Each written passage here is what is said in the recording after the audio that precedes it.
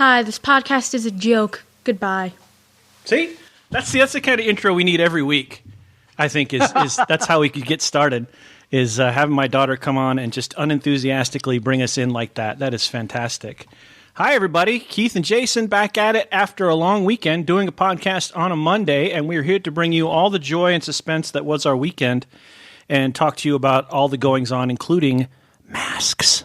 Masks? Masks. We're all going to be like the Lone Ranger now. Oh, great. So we'll get into that a little bit. That's only for you people that get to go into the office. So. Actually, I think they're still trying to figure that one out. I was in the office a little earlier today, and ain't nobody wearing masks yet. But we'll get to masks in a little while. How was your weekend?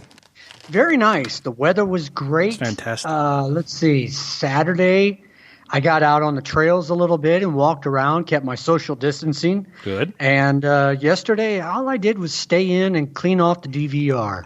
Now, how are the trails around your place? Are there like big long trails, or tell me a little bit about that? I can walk for 2 miles and not go over a trail a second time.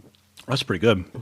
Yeah, I've got probably 5 miles of trail right outside my door, so it's nice. And so you live over near, are you in Ramstein proper, or what village do you actually live in? No, I'm in Miesenbach. Oh, you're in Miesenbach, okay. I'm eating olives, by the way, for listeners. Miesenbach, Texas. I'm actually eating from Globus. I am my greeting glasses. Grün Oliven und Stein pikant eingelegt. I think I mispronounced that. Petra would bruise me up if she heard me. Basically, they're green olives with a little spice, a little chili spice. They're pretty good. I became an olive fan like maybe 4 months ago. That was kind of weird. I still don't like black olives. Black olives are still Satan, but green olives I came into about 4 months ago. I actually ate one that had some garlic stuffed in it. Randomly, and it tasted pretty good. So I'm like, all right, well, maybe I'm okay with olives now. And I am mostly, as long as they've got some other sort of flavor surrounding them. Are you an olive guy at all? I am not. I'm not a big vegetable guy at all. Right. So you're out on your walk. We took a couple of walks this weekend, but we kind of walk around the neighborhood. My hip and my knee kind of limit as far as I can walk, although I'm trying to lengthen that, and I'm about to, we just finished building Annabelle's bike. That's going to be one of my fantastic stories. So that she's ready with her bike when she wants to go. I think I've got all the nuts and bolts tightened down, and I'm waiting to tell you this story. It's fantastic. But so we've got our bikes. Dee's got hers. It's in full repair. Mine's in full repair. I keep mine up here. If you look behind me, can you see the bike? I see it. Yeah, yes. So I have a little stand that I kept it on for the winter. I tried to get on it every day. I probably got on it every second or third day, but it was something. And so around here, there are a bunch of trails, and there's a big trail right behind me that connects to something called the Camino, which if you look it up is like thousands of miles long. And Dee Dee told me about it when she first started walking it, and she walks it pretty regularly. Let me see if I can look it up real quick, because it's kind of important. Camino Trail. I think that's it. It might be El Camino or something like that. Camino de Santiago. That's it. All right. The English Way of St. James. It's a network of pilgrims' ways or pilgrimage leading to the shrine of the Apostle St. James the Great in the Cathedral Santiago de Compostela in Galicia in northwestern Spain. So if you look at the map, which I can't show our viewers, obviously, but there certainly is one that runs right through here for sure. And it looks like it goes all the way to Paris and then down, and they all run into Santiago de Compostela, which is on the northwestern, actually it's more northern, but I guess northwestern, just north of Portugal. So anyway, this trail runs for a good long ways, and we have a bunch of them back there. And I only walk a little bit of it. But Dee walks a lot more of it. And yesterday she said she found like a fairy kingdom. Somebody's built like a fairy kingdom along one of the trails. I thought that was kind of interesting. Oh, wow. So that either means they're actually building a fairy kingdom or they're hiding weed. That's my guess. I think that's what I'm guessing. So anyway, what else did you do this weekend? You said you emptied the DVR? I did, but one thing I did yesterday, I have to confess, is I trimmed my own hair. What? Tell me about that. I did. How did you do that? Because, Erin and her husband did a hair trimming. I saw that. And let's just clarify, she cut his hair. Okay. I hate it when it touches my ears. I do too. My hair has not touched my ears since my first year of JROTC in 10th grade. JROTC, okay? Yeah. Yes. And so I thought, okay, this is getting... I did the same thing, by the way, with the photo. I know. That's why I'm doing it, as a matter of fact. This is, it's just when it touches the top of my ears, it bugs me. Right. So I got out the clippers I have, and I'm not going to certify that they're even, but they're I'm even not sure you enough for can. me. I'm not sure that's for you to certify, actually. and you know what? Since I'm teleworking, I don't leave the house much anyway. No. So it's good enough for me right now. Yeah. So there. I'm not going to touch And my hair. actually- I've decided to let it grow, let it grow, let it grow. And that is a first for me in a very long time. I tried it like, when was it? About a year. Dee Dee would know better than I would because she knows how much of an a-hole I get when my hair starts touching my ears. But I gave it a Right. shot and I let it grow.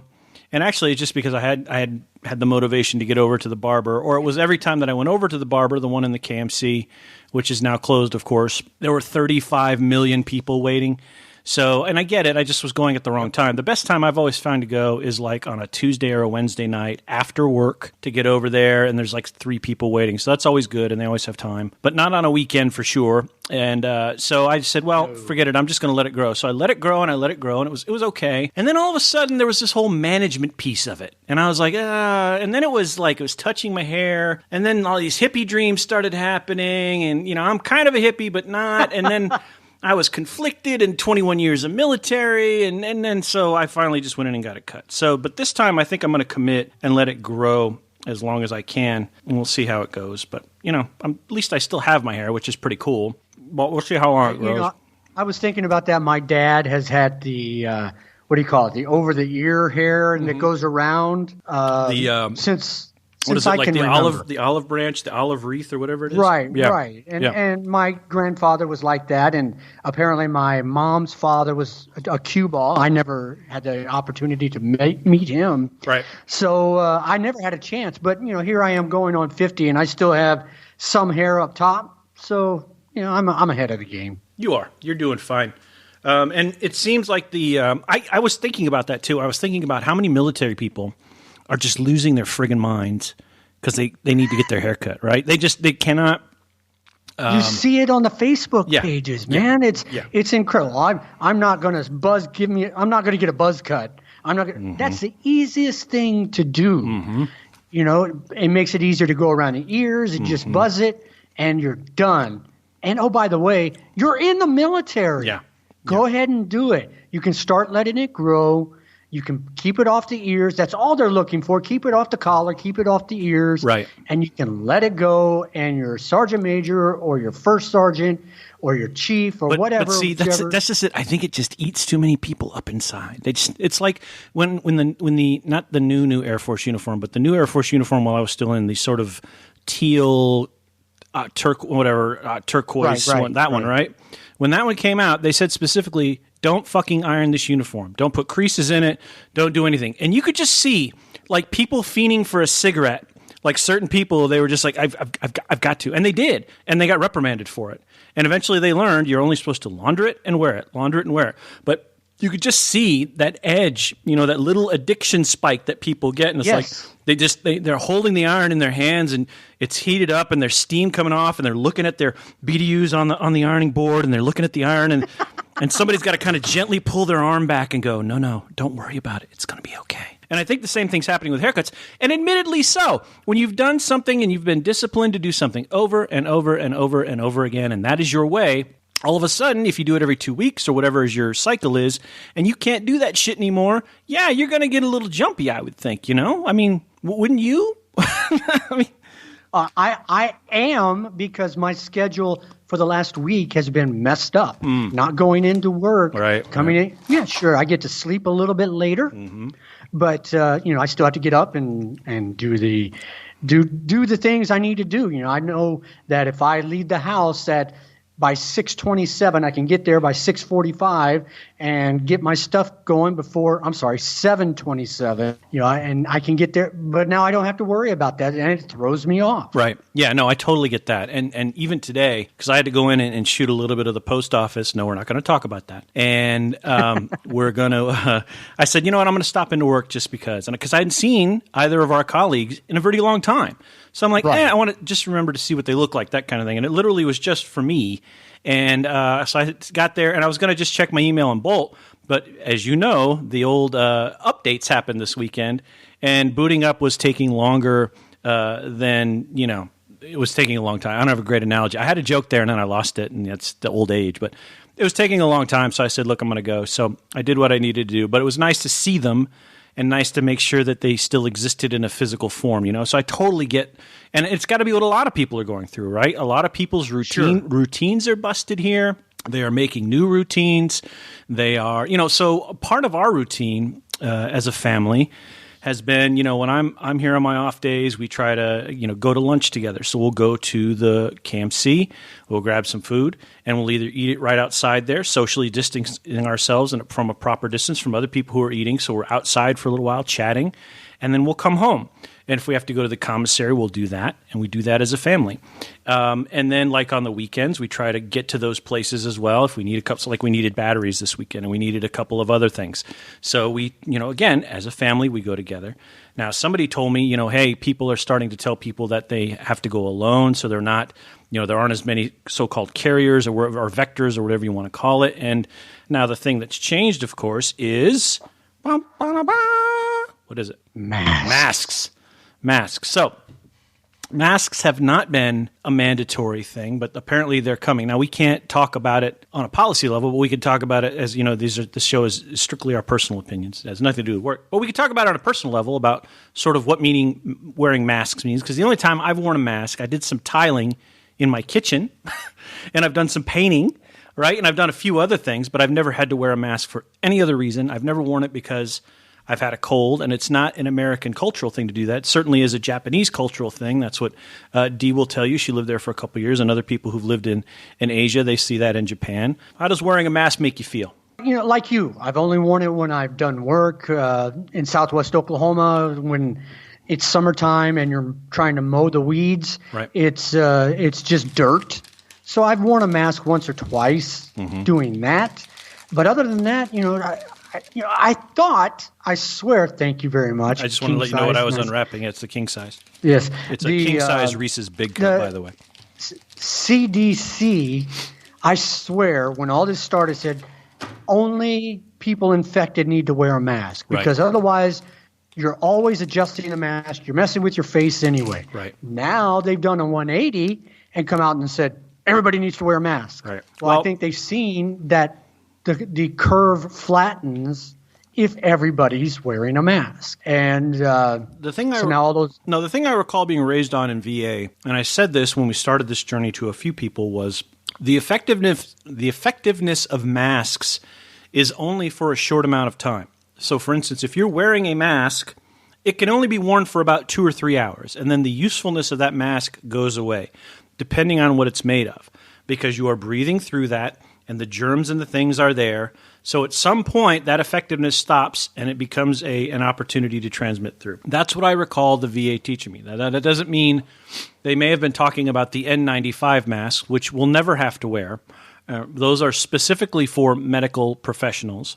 But the kinds of masks we're being asked to wear now are those kind that it is a respiratory given disease, right? We never really talked about that, but the only way you can really get this, unless you are near a tiger now, apparently, we need to talk about that. But the only way you can really get this thing is if you breathe in the particles. So it's a lot like Legionella. If you breathe in the Legionella that's in the shower mist, that's how you get Legionnaire's disease. That's how it comes to you. It's really the only way you can get it. You can drink water that has Legionella bacteria in it. You will not get it. But if you breathe that mist in and it gets in your lungs, that's how that worked. That's apparently how COVID-19 works. You are breathing in those particles into your respiratory system. And I've been moving my hands so much just now that I just got 5,000 steps in. How about that shit? So nice. Yeah, how about that, right? So I'm fitness, everybody. Thank you very much. Have a nice day. He talks with his hands. So the bigger point is the masks will apparently help stop some of that respiratory thing from happening and moving from one person to another. That I get, but I guess I'm hopefully I'm not leaning too hard on what I learned in the VA is how effective the masks are. Now we have no masks around the house. Like when I went into work today, I was like, I should find something. So I just grabbed a T-shirt. That was the only thing I could think to grab. That's it. That's all I could think, right? So I just grabbed that. I threw it in the car. And then when I got out of the car at the post office, because as you know, I had to do a little video there, I looked around, I saw people, and you know who was wearing a mask?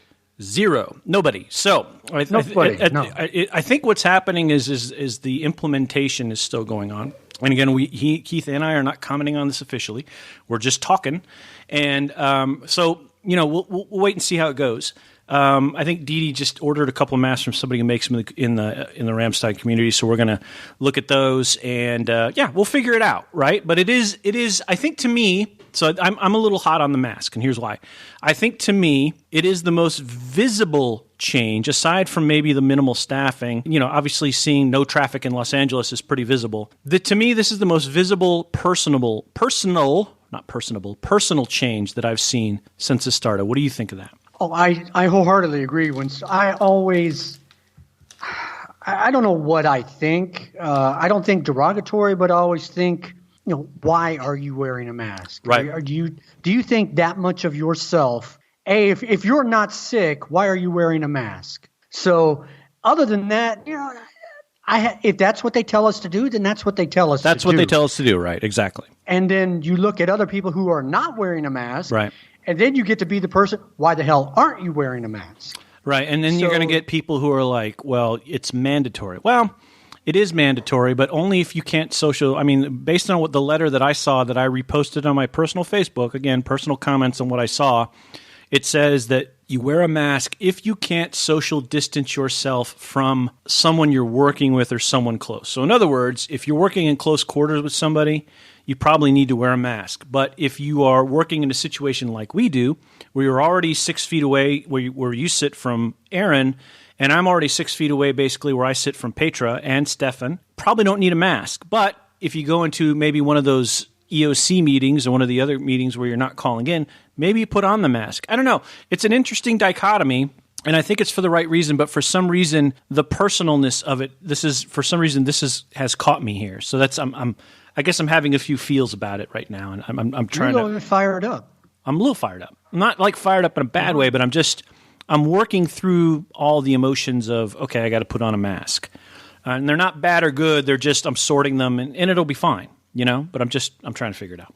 It makes it real for a lot of people too. When you have these people that still are not subscribing to the regulations, to the mandatory quarantine, that kind of thing, they're going to start seeing. Sorry, I just sounded very hick there. They will start seeing. They will start seeing everybody wearing masks, and maybe they'll start getting a hint. Well, and I think of course there's a bit of the worrisome crowd, which I also want to talk a little bit about later. A bit of the worrisome crowd who wants to wear a mask, right? They've wanted to get to this point. They feel like we should have been wearing a mask from the moment the balloon went up, right? And then that's the way really to stop the spread of the disease. And maybe we should have done that from the beginning. But a lot of good, smart people are looking this, despite what a lot of things that may be said in conjecture. I think there are a lot of good, smart people ahead of this in a lot of countries, and this is the point where we put masks on, right? Apparently, and that's fine. I'm good with that. Totally good with that. All right, it's your turn to talk. You talk. Do what I'm told. Yeah. It's not that hard. I work for the federal government. I'm a civil servant. I work for the taxpayers. The taxpayers and the powers be said, hey, Jason, you're going to wear a mask. Guess what I'm going to do? I mean, if that's what's going to help me stay alive, I'm wearing a mask. Not that hard. Oh, Diet Pepsi, really? See, this is why we shouldn't have video. Which is why we shouldn't have video. No. Because we are competing in a lot of ways in this regard. You're drinking that Demon Swill, and I'm drinking God's caffeine nectar. I'll tell you what, if Diet Coke decides to sponsor this show, I will drink Diet Coke. I don't see that happening. I don't see that happening either.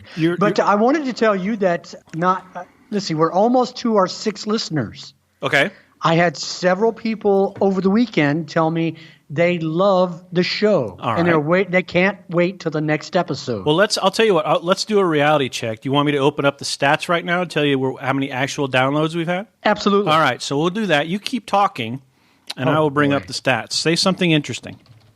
I'm lost now. I talked about my haircut. Yeah. I mowed my lawn for the first time last week, and my allergies went through the roof. What are you allergic to? Grass. All right. And dirt. So, there you have it. Hi. I'm allergic to grass and dirt. My name is Keith. When I was in early high school, so I guess my sophomore year, I went into an Air Force hospital to get allergy tested. Remember Air Force hospitals? Yeah. They stick you I'm trying to remember. I think it was in the lower back. Oh, yeah. Just a little prick to see what you're allergic to. What? And there's like 20 or 25 different little pinpricks that they stick just to see what you're allergic to. And I'm allergic to several types of grass. So pretty common. That's like hay fever, right? Isn't that pretty much the... Pretty much, all right, yeah. All right. Take a Benadryl and I'm fine, and then sleepwalk. Sleepwalk all day. Exactly. Yeah, that's the worst part. All right, you ready? 2 shows. What you want? That was the the total? most boring part of the show, by the way, right there. 68 total downloads. So that's 68 people. So that's actually 10 times more than what I figured. So welcome to the 68 of you. And if we have any repeat customers, those are good too. Our goal is Tuesdays and Thursdays throughout this thing, and hopefully we can continue that even after this. I guess we'll have to record at night or something. Maybe we can actually get you to... It's not like I have a social life. So when we don't have... when we don't have social distance anymore, you can actually come here and sit with me and be face to face. That'd be fun. 68 is our tally of total downloads, and our last one, train crashing, felony or misdemeanor, is only up to 25. But I haven't really promoted it too much. So that's the other thing. I gotta get it on some of the other, like the Reddit sites and some of the other promotionals. But 43 for our Tiger King episode. So we are trending. Wow. In a really sad way. Well, that's all right. We're trending, and we can say that. Yeah. My parents have listened to both episodes. What'd they think? They think I have a nice voice, don't they? They think, yeah, they love you. They say we need to quit cussing so much. I figured that. And I figured I'm an adult. I can do yes, ma'am. I only break it out for those moments when we're really engaged. I try not to, cuss too much. I try because it's got to be a punctuating sort of thing. It can't just be a sort of right. When a man's trying to make a train into a submarine, or to a road grader, then we can. I think we're okay to cuss a little bit. How dumb was that? That was just dumb. What about this news now? As we continue on sort of with our coronavirus being cooped up stuff, what about the news now that apparently a tiger caught the virus and he can transmit it? Did you see that? I have not seen it. All right. Where have you seen that? So what'd you say, Annabelle? They can Resident Evil the tiger. They say we could Resident Evil the tiger. That's an insider video game joke. Nice. So they apparently somewhere, I'll have to find the story, so I'll blab for a minute, but somewhere... they said that a tiger has caught the coronavirus, and it's a carrier. So people think this is now the apocalypse, and think that because other animals can carry this thing, that it's just going to start wiping people out. All right, here's the story. This is via CNN. Nadia, a tiger at the Bronx Zoo in New York, has become the first of her kind to test positive for the coronavirus. The 4-year-old female Malayan tiger tested positive after developing a dry cough. Who checks that? Who's that close to the tiger to actually hear? That's the video playing on CNN, by the way. Who gets that close to go, I think that's a dry cough. I think we're going to have to, Anyway, developed a dry cough, expected to recover. Samples were taken from Nadia, taken and tested.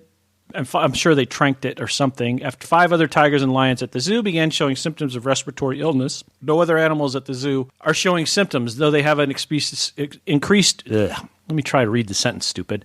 Though they have experienced some decrease in appetite, the cats at the Bronx Zoo are doing otherwise well. So it does beg a different question, but I'll get to that in a second.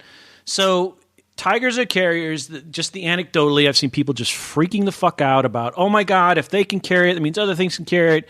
It just means the end of the world. And again, worrisome people. I'll get to that in a little bit later. But so people can't go to the zoo right now, right? Right. So how did the tiger get the coronavirus? Was it on the steak it ate? Or the chicken, whatever they feed it? It has to be from one of the handlers. Got to be something, right? I mean, that's the only way that makes sense.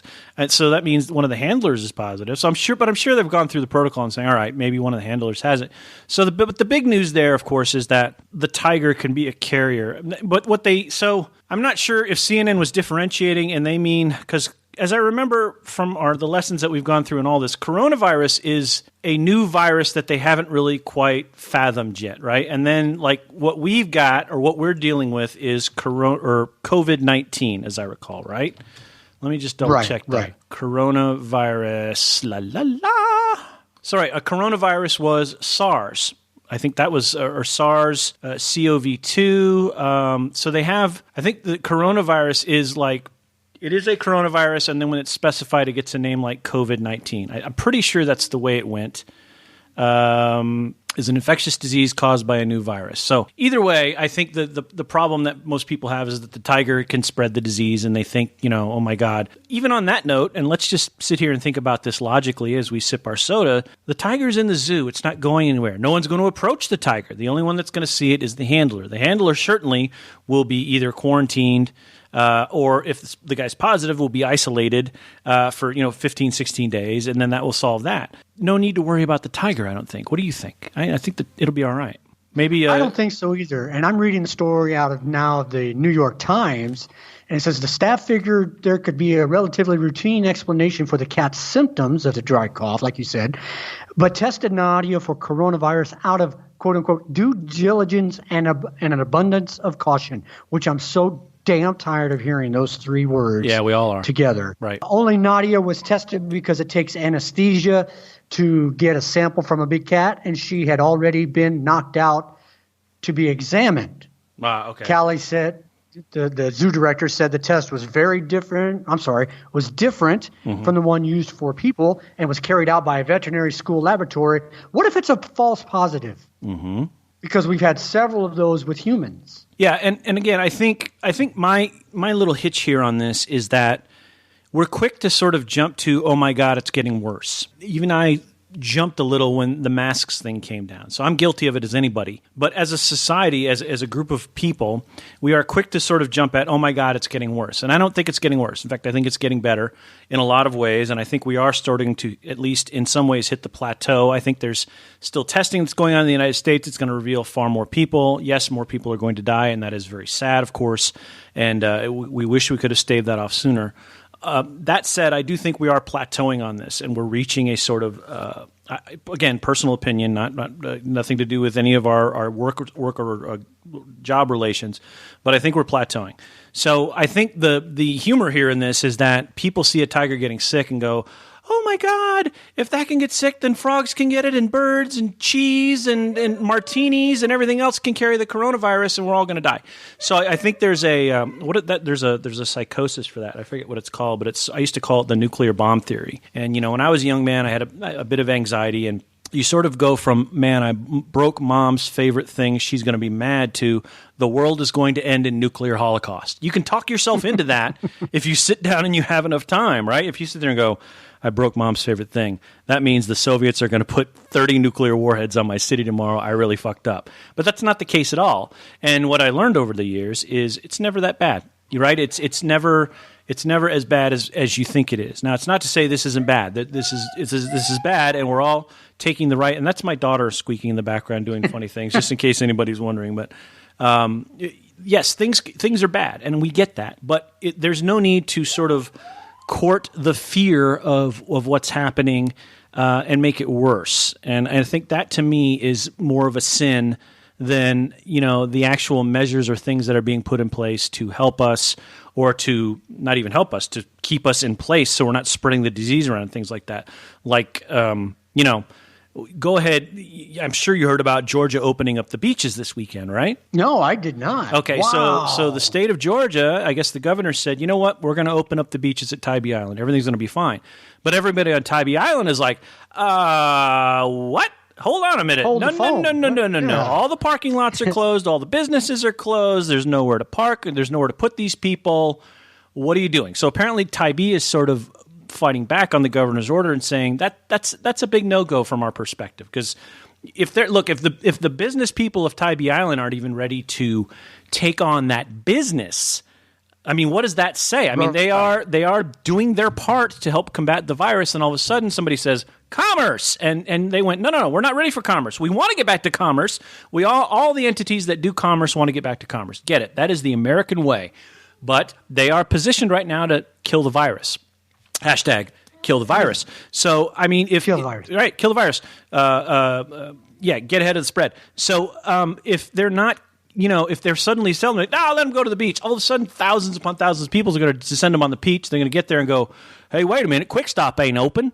And then they're not going to be able to get any food or suntan lotion or towels or flip-flops or any of that shit that they want. And you know what I mean? It's just, some of this stuff is just crazy to me. somebody with money on Tybee Island got to the governor and said, "Hey, we need to be open." Thank you. I forgot about that None of those part. places, like you said, none of those places, they've all let their help go. Yeah. They're not going to be ready. Yep. Unless they're doing like takeout stuff already, but then their Of course. staff I think is everybody's doing very takeout minimized. in some form or another. Yeah, everybody's going to be minimized with their staffing. They're not going to be ready for that because you know good and well that Tybee Island's open. Right. Let's go. Right. Yeah, exactly. And you know, if I could, I would. I mean, it's beautiful out today. You know that. And if the golf course were open right now, we would not be doing a podcast, or we would be doing it from a golf cart. That's what we would be doing. So I mean, we're just as human as anybody, right? We want to be out and enjoying our lives and doing things, but you know, So here's the other thing, and I want to brace this by saying sometimes ill-informed decisions are made, and sometimes decisions that don't look right are made. I get it; they happen. They have happened during this crisis. I don't think they have been the trend, and I don't think they have been the norm. I think decisions that go against what we know is right and just and helpful to go toward getting a cure have been the norm. At least 70 to 80% of the time, which is the norm. Have there been bad decisions? Sure, on all fronts. Have there been risks taken that maybe should have been taken? Yes, in a number of areas. Again, personal opinion. But that said, a lot of good things have been done to help everyone at all corners, take this on. So, okay, anyway, we should talk about something else before we get too fired up. What do you got? I got nothing today. What? Like I said, I did nothing all weekend. I just let's see. I figured you have a couple topics. I don't. All right. Let's talk about me making this bike. Facebook right now. Let's peruse Facebook right now and see what the latest memes are. All right, you do that. I'll tell people about the bike I just built. All right, so Annabelle wanted a bike, and she wanted this cool 3-wheel bike that they had at the exchange. So the bike is too big to get in my car. I go to the counter. I said, "Hi, I want to buy that cool bike over there for my daughter so she can ride bikes with us. However, it won't fit my car. Is it in a box somewhere?" They said, "Yes, it's in a box. It's over. We have a warehouse over on Einsiedlerhof. You just have to go pick it up." I said, "Great." And then coronavirus kicked off. So I wasn't aware that I could still go over and pick it up. So it's been sitting there for like a month. And also I thought I would need my wife's car to pick up the box because I thought the box was going to be, like as big as like an old console television or something like that. Oh, that's an old reference. Let's see. I don't got another reference. Anyway, I thought it was going to be too big for my car, so we'd have to use my wife's Mini Countryman to cram the box in and then drag that home, and then I could put the bike together. So anyway, I go to the counter. I said, "Hi, I want to buy that bike." They said, "But I need to go pick it up." And then the guy's like, "Okay, but you realize you have to put the bike together." And a lot of emotions went through my head right there. A lot of emotions went through my head. I was like, la, la, la, la, la. But he doesn't know me for bad. And I said, "Yep, I got it. No problem." I've probably put together at least a half dozen bicycles in my time. I know my way around fixing bicycles. I'm okay. I do all right. So that was not a worry. And actually putting this one together wasn't so bad, except for one part, which I'll explain shortly. So anyway, I finally went and picked it up today. They were very helpful. Thank you, AFES, or whatever they're calling themselves these days. I think it's AFES still. Just Exchange. The Exchange is just the store. We just don't call that the PX or the BX anymore, Darren. But we do call it Exchange. So, but the AFES folks at the warehouse were incredibly helpful, very nice. We all kept our social distances. I handed over the paperwork. They brought out the box. I saw it. I went, "Oh, it fits in the back of my car. Perfect." Boom, threw it in the back of the Kia Cadenza, got on the highway, discovered my car could do 130 miles an hour today. That was really cool. 130. 130. And I had both hands on the wheel like this. I was like, whoa. So that was a good feeling. Right around, where the speed limit stops as you pass the 6 and the 62 past Landstuhl and then out to my house because it's fully speed free until you get to Hamburg, that's about a 10-kilometer stretch.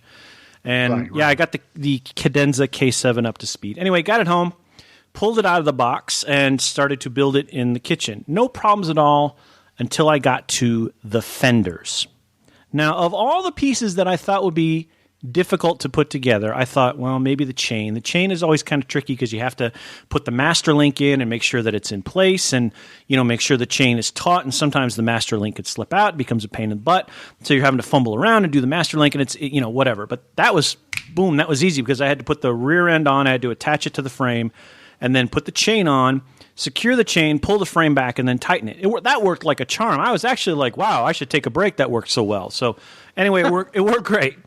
So then the next piece was like, I think it was putting on the wheels, which I thought, those are going to need some kind of special. But the only thing special was one of the wheels to go on the axle was notched and one wasn't. Hey, easy for me, dumb guy, boom, boom, wheels are done. So then the next thing after that is the fenders. Now, the front fender was no problem. It was 3 screws. They were already on the frame. Boom, boom, boom. I had that on in like 30 seconds. No problem. But the rear fenders are, I'm just going to say, I imagine now in that hour or so that I was taking to put on the fenders, a little of what the Hebrews must have felt building pyramids.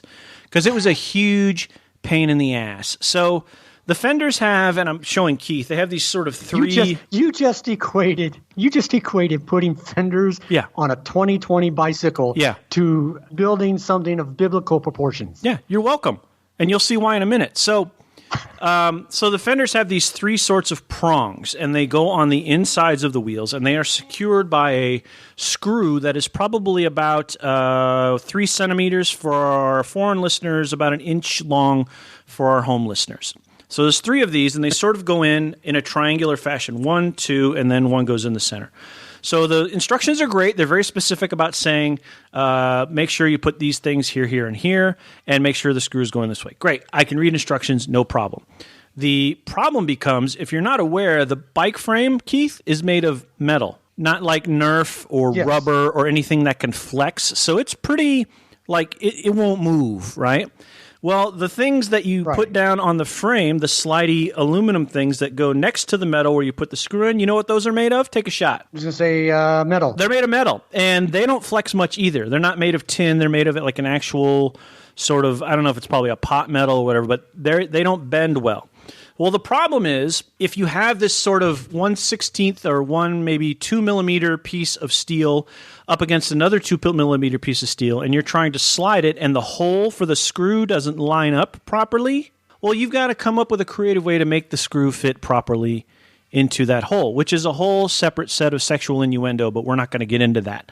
So you got to figure out a way to get the screw through these 2 pieces of metal, which are not aligning. And they're only and if you've ever dealt anything mechanically, they're only just not aligning. They're not like way off, like, oh, okay, you could maybe bang it out.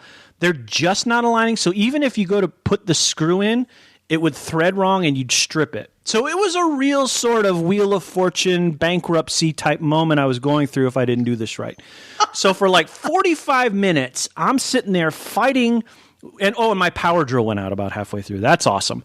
So I got to throw the battery on the charger, but I'm back to manual, which is fine because I had lost my power drill for a while. I've been doing a lot of things manually for a while. Whatever, no big deal. So I get one on, and I'm like, oh, okay, this is great. But I noticed it aligns a little differently. So I thought, okay, no problem. Maybe that's the way it's supposed to align. I get the next one on, and it's slightly off. So I fight that one for like 10 minutes. And the other thing is, I don't know, you know how the bikes have spokes? And the way that the screws are positioned, I kept dropping the bolt. I kept dropping the screw. And so I'd get it just positioned, and I'd start to thread it in. Boom, it hit the floor. So I pick it up off the floor, get it again, get it in the hole, just start to screw it in. Boom, it hit the floor. So I get it in again, pick it up, just hit the floor, go to screw it in. Boom, it would drop on the floor. And seriously, I almost set the house on fire at this point because it was so frustrating. And unfortunately, it wasn't one of those things where somebody can come over and help because of where the screw had to go in. There really wasn't a place to like stick an arm in to say, okay, hold the screw there while I tighten it with a screwdriver. It was really kind of a one-person job. And that sucks because I would have had Annabelle come over and say, hey, hold this. And she would have done fine, but there wasn't that opportunity. So anyway, at least 35 minutes of this is dropping screws, trying to align them, trying to align the 2 pieces of steel for a way in for the screw to go. And finally, after I got the first 3 in, again, those are fine, but finally after like 35 minutes after trying the second one, it finally goes in. And then the second one goes in, and the third one goes in. And literally after that, it was 10 more minutes of work. It was, turn the bike back over, put air in the tires, put pedals on, put the basket on, and it was done. And she was riding it outside. I had to make a few adjustments, which are fine now. And that's it. But those fenders, I will never, ever put bike fenders on again. I almost want to rip them off now because I hate them so much. But they're on there, and they'll stay. And if you can, always avoid bike fenders wherever possible. That's my story. That sounds like me every Christmas when my daughter was little. What did your daughter like as toys? Anything. All right. anything, but it wasn't a good Christmas unless Dad shed blood putting something together. Oh, so it was, And that's how you summon the Christmas gods. most of my Christmases had blood and followed by me sitting on the couch with a beer. I can dig it. Yeah. Yeah, and that's kind of how it was with the bike today. It was moving along smoothly until the fenders. And then when the fenders came, it was like all the things. Bill Burr has a great line about it. He's talking, and he was, getting frustrated putting the IKEA thing together. And his wife's like, "You just get so upset when you're building IKEA." He's like, "I'll buy 5 and smash 4 if I want to. I'll do what I want." it's such the perfect line. You're still listening to This Podcast Is a JK with your friends Jason and Keith talking up the weekend and coronavirus and building bikes and the walk Keith took. And I see on the video your Air Force C headphones. I see those. Those are very quaint. Those are you didn't get the Army ones, huh? I thought you would get the Army. They didn't have Army. They just have Air Force because it's on Ramstein. Right. No, that's true. That's right. I forgot about that. They don't. I thought they have Army stuff in there. You just have to look for it. I think it's on the other side. These were on the not clearance. What's the other word I'm trying to think of? Where they're not going to sell them anymore. I don't know. Anyway, yeah, they're not going to carry them anymore, so they were cheap. So now they're on my head. Well, they sound pretty. You sound amazing in these headphones. Well, I always sound amazing, but through the headphones, even more so. Oh Lord, how about that? How about that? Guy. What was the most interesting you watched on TV this weekend? You know what? I watched Jumanji Next Level. Did you like it? It made me laugh out. It may have been the beer that you turned me on to. Pirat? Pirat. I got to get a bottle of that. Whatever. Yeah. 11.0%. Yeah. Yeah. That's good stuff. Everything's funny with that. Yeah. Yeah, that's good stuff. In fact, I may get a bottle of that tonight and have it for tomorrow night so I can sit on my balcony. A coworker of ours ran through a bottle of wine without knowing it this weekend. Without knowing? He did. He was sitting in his backyard and he said, "Hum, nom, nom, nom, nom." Before he knew it, his wife was like, "You just finished the whole bottle, right?" And he's like, "Oh, la da da." And then he probably put on some cool music on his jukebox and everything was fine. Right. What are you doing later, honey? Yeah, that kind of thing. Yeah, a whole bottle of wine. And we live in the land of great wine. So, it wasn't just some sort of 2.0 wine. It had to be in the 6s or the 10s or something. That's good wine. Yeah. When I was deployed. Still have wine from the big bazaar we had a few weeks ago, last month. Oh, yeah. So when I was deployed, so you got 2 drinks, well, the third deployment, the 2 drinks a night, right? And the whole goal of the savvy drinker there was to figure out which 2 drinks could get you the drunkest. So there was a kind of wine I don't remember because I don't drink wine, but if you wanted to drink beer and you wanted to get as drunk as you could on 2 beers, Stella Artois was the beer to get because I think it was somewhere north of 6% or 6.7 or something like that. So you drank 2 of those, you could get a decent buzz. You could go back to your quarters, fall asleep, and start it all over again whenever you started it too. But I don't remember what the wine was. But it was pretty good. Somebody said, "Oh, the wine's stronger," and I said, "Well, I don't like wine. I can't drink wine." So I tried a Stella at my going away party to come here, and to me it tasted like what the liquid version of the bottom of an ashtray would taste like. Well, there goes our Stella Artois endorsement. Yeah, I just could not. I couldn't take another drink. Look, if it had been like Miller Lite or, Pabst Blue Ribbon, which it wasn't, but I mean, if it had been, I probably could have fought my way through it. But I tended to vary anyway. Like they had all sorts of foreign beer anyway. So I do Stella one night and then do something else, go back to Stella. It just depended on what you wanted. But some people were pretty religious about give me my 2 Stella or give me the Mad Dog 2020 or whatever the wine was. So I went to I've never been a wine guy. Yeah. And then a few years ago to meet girls, meet women, I joined a wine club. Wine club at my favorite drinking establishment there in Lawton, Oklahoma. Mm-hmm. I learned a lot. Actually, tasted a lot of different wine. Learned I like the more sweet kind of wine, but not too sweet because I am. I do have the diabetes, but I do like a glass of wine every now and then. I like drinking wine with my wife, like white wine, and she's gotten me a little bit into champagne, but not. She likes more dry champagne, which is to say it's not as sweet, and I tend to like it a little sweeter because then it doesn't taste like gasoline going down, bubbly gasoline. I've never been a big fan of that. So, but we went to a couple of champagne places before the Rona hit, and those were great, and we'll probably go back. We're going to be doing a lot of stuff when this is all over with, I'm sure. We're going to be flying everywhere. This week we were supposed to be in Morocco. We were supposed to be in Agadir, Morocco, on a beach, doing whatever you do with your toes in the sand, which I haven't done in a while, so I got to remember that. But here we are, right, on a Monday, sitting up on the third floor in the sun. So things change, and we're still wondering what's going to happen to our big trip in June, if we're going to be able to do that. I'm pretty sure we're going to have to kick that to next year. We're sort of obligated in a couple ways on that, and there's no getting around it, so... I was supposed to be in Paris when this all kicked off. Right. Did they close your daughter's school back home? They are, I believe it's closed, but they are taking online classes. All right, so they're still distance learning. Okay. At the university, yeah. Okay. They did cancel her graduation, what is today? So 2.5 weeks from now, I should have been at her graduation. Right. Which was her only caveat when I was offered this job. Right. She said, Dad, you've been trying to get to Germany to work since I've been alive. My only caveat is you come home for my graduation. She's graduating after 3 years. Mm-hmm. I'm so proud of her. Cassidy, if you listen to this, your old man is so proud of you. But, it's not my fault, but I feel like I'm breaking that promise. I know it's not my fault. She knows it's not my fault. It's just the victim of the game. It's the most extraordinary circumstances that could possibly be. And I'm sure she's okay with that. And, there'll be a time. My nephew's graduation was also canceled. He's getting ready to go to Kennesaw State. His graduation was canceled. So my friend, Lieutenant Colonel Daryl DeSimone, he just retired from the Marines. His ceremony was very small, but it still went off. I saw a video of it this weekend and some photos. I mean, we are in strangely extraordinary times that call for us to do extraordinary things, whether that be good or bad, and that's what's happening.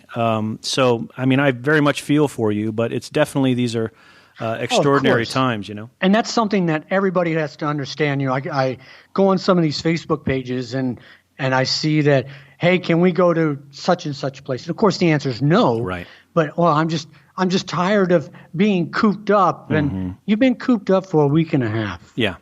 Yeah, exactly. You got to get out. You got to move. So come on. Yeah. You step outside, and that's the other thing is people have to understand that you do not have to stay within your four walls. No, you don't. You just have to be smart. Like I said, I went for a walk Saturday and was out for an hour with nobody else except as we passed on the trail, and then we would be on opposite sides of the trails. I probably passed in an hour 10 people and 8 dogs, and you just be smart about it. But you can get out and get some sunshine. You can get out and get some fresh air. Right. You can get out and enjoy the great weather. You don't have to be inside with your own inside your own head, inside your four walls. But some people just eat that up, and so that's kind of what another thing I wanted to bring up was they want to play the victim. They do, and. Look, I want to try to approach this from a positive point, but that's a good summary of it, I think, is sometimes people want to feel that way, and they want to feel an emotion like, come help me, or something like that. But, the reality is, when you look at what you're able to do, there's a lot you are still able to do here in where we are. I'm talking about our specific situation. I can still go to the base exchange and buy things. And when I do that, I just happen to take my time and walk around because that is a good mental health break for me and my family as we walk around, and I go look at video games kind of casually, and then I walk over to maybe look at a new pair of sneakers, and then I wander through the candy area and the liquor area, and then I get my butt in line, and then I go home. Similarly, I think people probably feel the same about the commissary, that, it doesn't have to be I have to rush in, get my toilet paper, and rush out. It's, you know what, I'm going to take a minute and just breathe, and maybe there's a couple of other things here that I could get. Similarly, as you pointed out so eloquently earlier, you can go take a walk, and for as long as you want, you can go take a ride. You can just get out. You can't see it. Hey, maybe you can now. There. See? As you can see, that is my balcony. See it? No, all I see is bright light. Okay, that bright light is my balcony, and that has suddenly become really cool to me because my dartboard is out there, and I could take my guitar out there, which I play through my cool iRig thing through my phone, and I could play that all night, and so I can go out there, and that's why I need the Pirat, because I need some fuel. But that has become a little oasis for me as well. But I think there are a lot of people, there are many people, or maybe they're few, and I'll get to that in a second, but there are people who want to tell you what to do. Well, you can't do that. You have to stay home. Why are you doing this? Why are those people not doing this? There are many of those sorts of folks who may not be as familiar with what they can and can't do, and maybe they should be, or maybe they're caught in some kind of temporal vortex where those types of things aren't getting to them. And you and I are both in the information business. We get that sometimes information doesn't reach people. You have to find new and wonderful ways, video, audio, print, to get the word through everybody. So maybe they just don't know. But on the other hand, the problem that's become of some of these folks is social media has emboldened many of them. Why are they allowed to do that? Yeah, why are they allowed to do that? Who are they to And then that picks up speed, and then there's that whole negativity that comes across. And if the people are doing something wrong, they should be told they're doing something wrong. Just this weekend, some folks were found in violation of General Order 1. Right? There it is. That's pretty cut and clear. The general said, here are the things you can't do. Don't do them. If you're doing them, guess what? Boom, you're busted. That's it. That's how that works. But I think this thing with the mask is going to be one of those things that's going to be interesting to watch, because what the order says, again, is if you cannot social distance yourself properly, you should wear a mask. So that's sort of, that's going to be an issue, I think, for some. That sort of puts it on you to say, okay, I'm Keith. I'm going to go to this place. I should bring the mask, but I probably don't have to wear it. Or I'm going to this place. I'm going to wear the mask. Or I'm going here on a walk around Miesenbach. I don't need the mask at all. I'll be good, right? But somebody is going to sit in their place with the lights out, telling us what they think the rules are and saying, they're not wearing masks. They're supposed to be wearing masks. Why aren't they wearing masks? And this is adult, child, man, woman. It doesn't matter who the info comes from. Those people exist. In any crisis, always tends to be the challenge is getting people proper information and then having people act on it properly. What do you think? Oh, I think we see it every day in our jobs, right? Because you always have those people that have a little bit of information or have heard something from somebody else or their spouse or whomever, and want to show how smart they are. Yeah. And, those are the people that will release a victim's name in a fire or an accident or something like that. I heard very difficult. It's very tough to doing what we do to counter that. It's frustrating. And let those people know, hey, you know what? You may be going to jail here pretty soon. Yeah, you violated privacy rights. That's all bad. kinds of laws. But usually by that time, the what is it? The horse is sort of out of the stable, or whatever that cliche is. What's the Oklahoma cliche? Think about that for a minute. There's got to be one. But the horse is out of the barn, or whatever it might be, and whatever, it's fine. But on the other hand, the problem that does is it sets up the second set of people who I'm concerned about, and that is the sort of worrisome crowd, right? Again, when I was younger, I had a bigger problem with this than I probably should have. But as an adult, I've learned to manage it more and deal with it more, and that is anxiety. Some folks are very anxious. Some folks are very they let every little bit of information sort of swallow them up and eat them whole. And that's where something to me, like Twitter is a killer. Because there are very smart people on Twitter, and they all have different viewpoints, and they're all pithy, and they can be, erudite, and they could be stupid, and they could be direct or indirect, but they all sort of contribute to that morass of information that folks want to glom onto, because people are always seeking solutions. People always, okay, what's the way out? Like even today, I think somebody said, well, how much longer do you think this is going to go on? And somebody was like, well, we don't know that, right? In fact, I heard this question in the office today when I was in. So when do you think? And we were like, we don't know. We don't know any of that. We just know that when the next order comes, that's the next order we'll follow. We would like to believe it's at the end of April, but we don't know that. We don't know what governments and scientists and doctors and other smart people will decide is the time for us to sort of relax. I hate the new phrase, the new normal. This is not the new normal. This is exceptional. We will move back to normal, and then that normal will become new based on some changes we'll make. But people who are calling this the new normal are off. This is not the new normal. Normal means it will persist on and on and on. This is an exception for a temporary period of time. This is a 180-day TDY that you have to deal with, going to bathrooms in the field and showering in a place where you have to use a limited amount of water and driving around in 130-degree temperatures. That's not normal. That's exceptional. This is an exception. So the problem is you have folks who just generally worry and they start sucking in opinion from Twitter and they're looking at Facebook, and it just overwhelms folks, and I completely understand that. And you know what, I get it, but the greatest advice I can give anybody who gets overwhelmed is first, shut off social media. Second, shut off your television or your radio. Put down your phone for a day. Don't even do it all the time. Just put it down for a day. And even if you don't want to put your phone down for a day, go in there. If you have an iPhone, you can do it on Android too. Turn off all the notifications. Turn them all off. Don't get notified about anything that day. If you have to, in fact, make that a habit anyway. Just go pull what you want to know. Like I have zero. I just turned on, and this is why I was missing some messages from Messenger for a while. I wasn't responding as fast, is I don't have notifications for Messenger on here. So our little work messaging group, I would have to literally go in and pull that in order to see it because it didn't come up and go, ding, hey, stupid, a message. But if you turn off all notifications, it's quite blissful because that means you have to purposefully go in and go, okay, how can I let this information fuck with me today?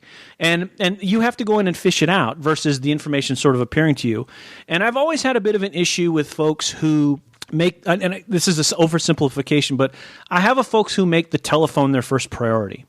And what I mean by that is you and I could be sitting in an office and having a conversation about something you consider very important.